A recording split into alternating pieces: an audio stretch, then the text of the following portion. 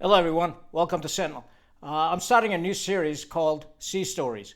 And the whole intent behind Sea Stories is to give a positive perspective and experiences that we've all had in the military.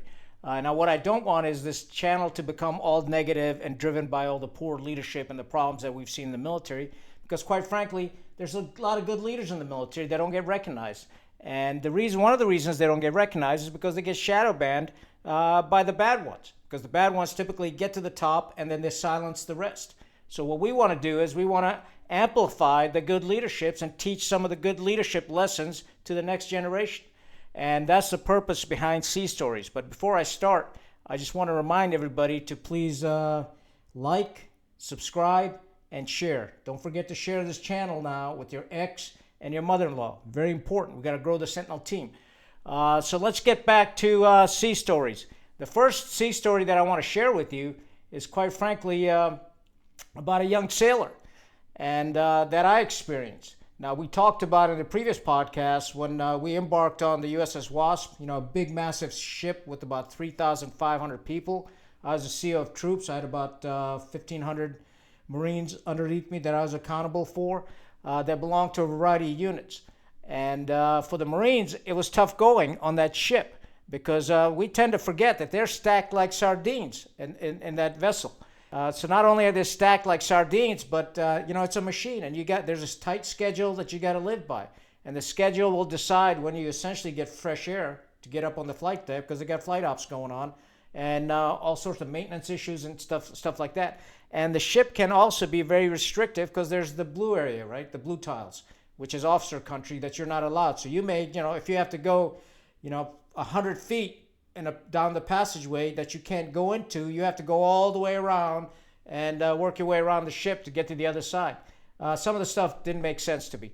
Nonetheless, so for us, getting flight deck time for the infantry battalion was very, very important, because you got to keep the Marines in shape. So some of the ways that we'd keep in shape was we'd put on our heavy packs, our rucksacks, and we'd walk the well decks. The well decks are steep ramps that go up and down the ship, and we'd walk the well decks and hump those, for time.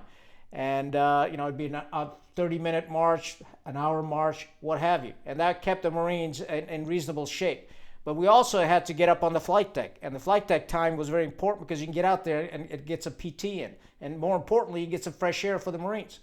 So whenever we had flight deck time, I'd go up there and PT with the Marines, or, watch what they're doing and see that they're okay, because it's the only time that I got to really see all the Marines together. Although I'd walk through, their berthing spaces and their chow hall, or the mess decks, I'd walk through there, but you don't get to see all of them at the same time. So this is a great opportunity. So one day I'm up on the flight deck, and this young sailor comes up to me, and he's got a purple shirt on. I have no clue what that means. Later on, I found out it means like fueler.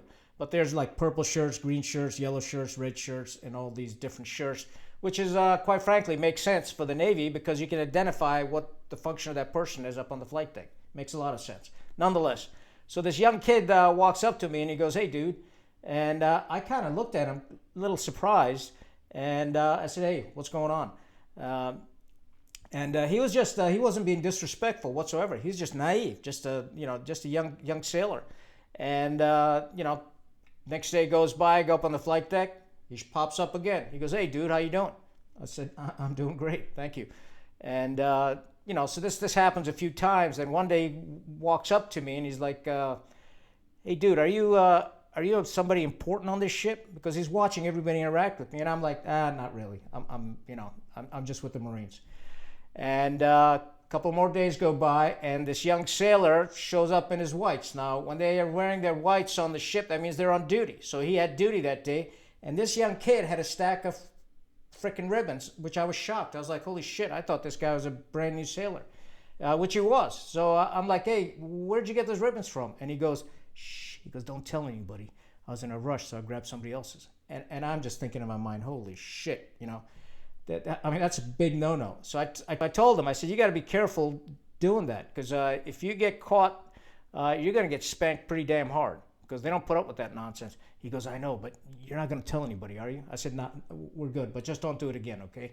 So he goes, all right. So this went on for several days, every time, because it took us about 10, 12 days to transit the Atlantic and go through the Suez and get down to Qatar.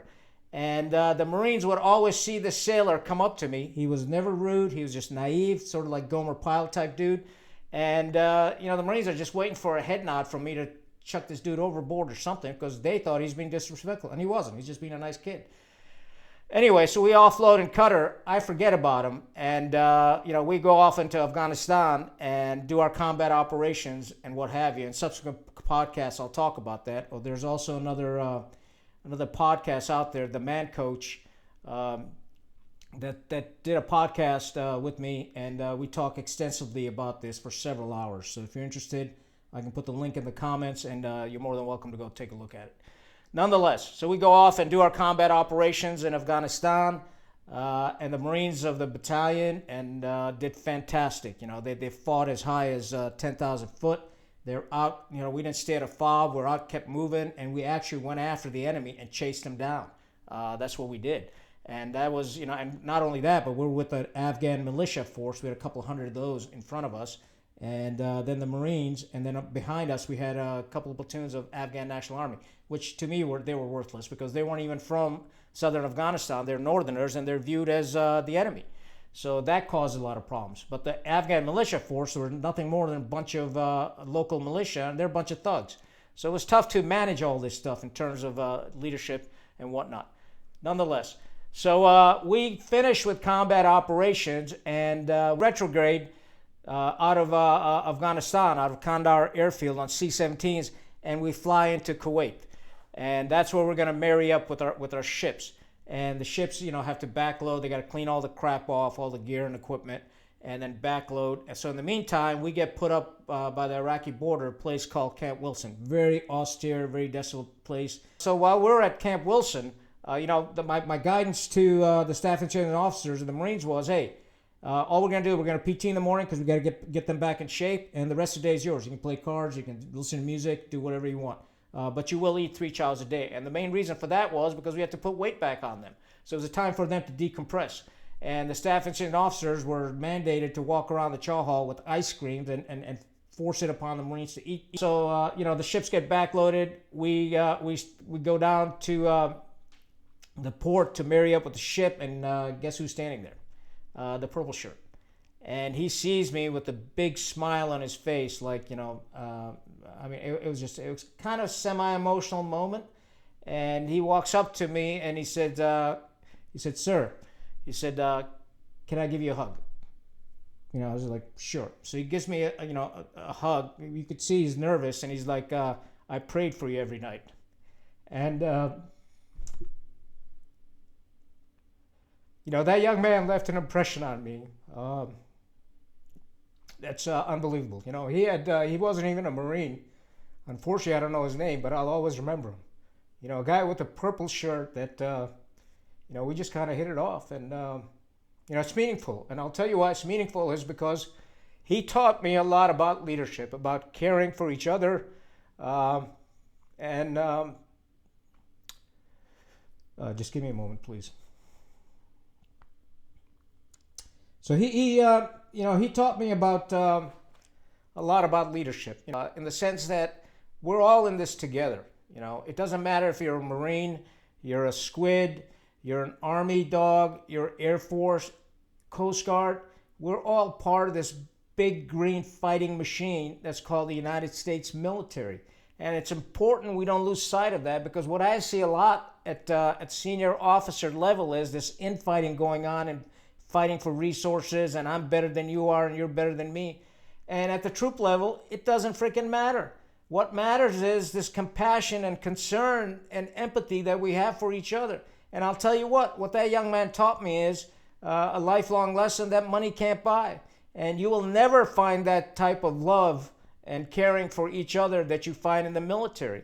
That is the most important thing that I learned that day when this young kid, just comes up and we hardly knew each other. But maybe that few minutes of interaction that we had every day left an impact on him, that somebody cared about him. And in reverse, he said prayers for me. Now, I don't know if he did or not, but, I'll take him at his word.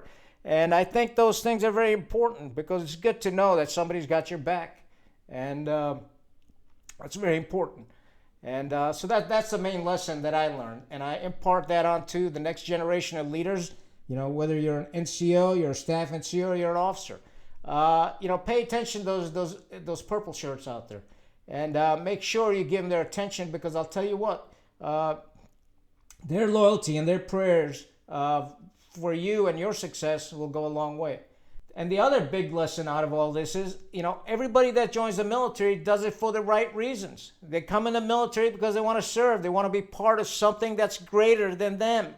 And what happens is, because maybe they have a bad experience, or maybe we shun them, or maybe they're not tall enough, maybe they're not the right skin color, maybe they're not the right religion, maybe they're not the right gender, we sort of push them aside.